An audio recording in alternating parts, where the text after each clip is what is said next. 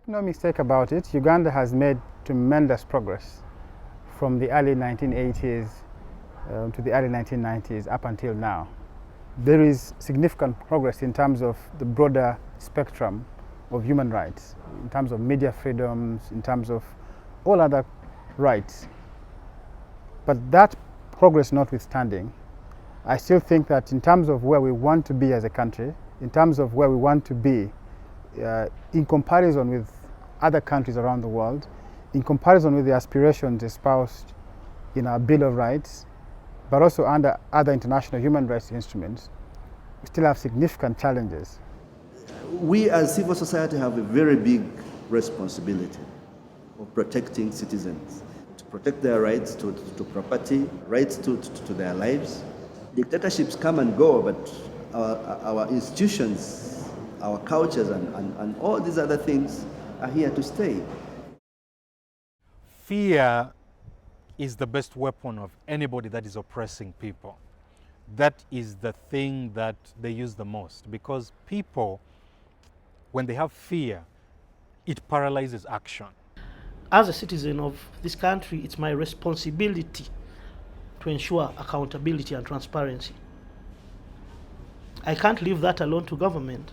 That's where things go wrong, because people say, government, but what have you done as a citizen? You can't just sit back and think that those guys in those posh cars and nice offices they won't. I mean, if you don't ask, they'll just sit back and relax. In every area where natural resources have been found around the world, indigenous people quickly become minorities and become heavily disadvantaged simply because of the discoveries that are made in their areas. Every day in this town, there are stories about people being stopped from demonstrating peacefully, purely because it is inconvenient to the state for those people to demonstrate. So you have other issues as well, as the right to fair hearing, due process. So there are several challenges in spite of the progress that we've made. Chero go report office pa LC1 umino watwero mi chero kaberi magiluane funu diang. Ogi kuno wa chero funu diang.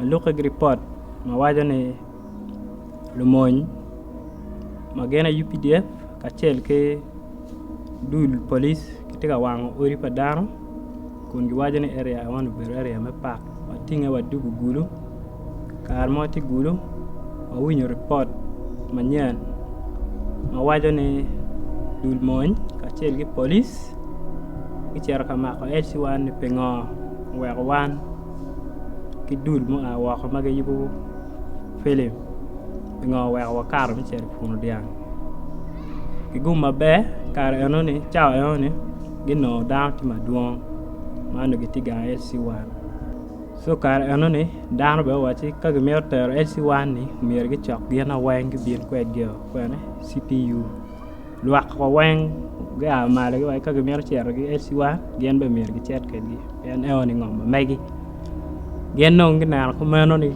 chok luak la wa chel ta ki dog luogo ringi ki dugo chen baraks ma megi mati amor mena ye gien mati me machala dugi mi word ma mekwa afoya. The potential for non-violent action is huge in Africa because it's the most predominant available resource that has been hitherto undiscovered. So in the case of Amuru, in a show of outrage, in a show of anger, women in particular areas stripped naked before government ministers to show them that what they are doing was bad and that the spirits of their culture, their norm, will come upon them and punish them. So it's extremely bad. Actually, that is the final and last thing. If a woman should strip herself naked, it means she's been so aggrieved. She's tried all her best, and where she has reached the point of telling you that you have actually taken out the humanity in me. By so stripping naked, she's just saying, I'm now exposing myself to you because you have done what should never be done. And any person, when that happens, if they have any sense of conscience still left, we need to sit down and think. In a society like Acholi land, which has been wreaked with violence for decades, civil war, a guerrilla war that was fought, people put in camps, and misery. There's an entire generation are now men, women, and they were born and raised in camps. How are their lives after this? So the effects of violence are so staggering that when such an opportunity comes and an organization comes in and says, we want to do this, we want to effect this, but in a non-violent way, it gets me excited because I know, one, that cycle of violence is going to be broken. Two, even after they win that war, let me call it, of protecting their land, the people will have learned valuable skills to put into use for any other issue. When the war broke out, a lot of people say, it's all about disgruntlement. But within actually a lot of people were saying this war is about our land.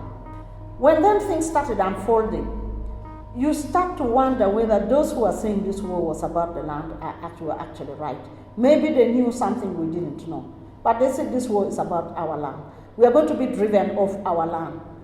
People are going to come and take away our land. They kept on saying it and saying it. Up to tomorrow you'll hear them saying there is a vested interest in order to drive the people off their land. So whoever is doing anything out there, just remember that the Achulis have been saying this for a long, long while.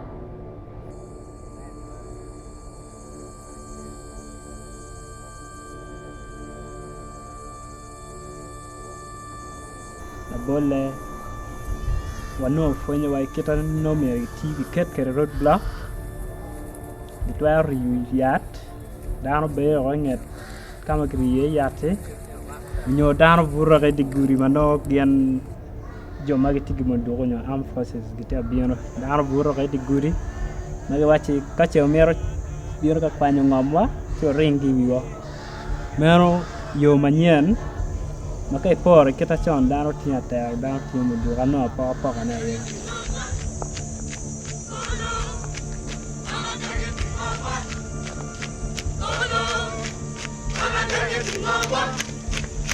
Solo, para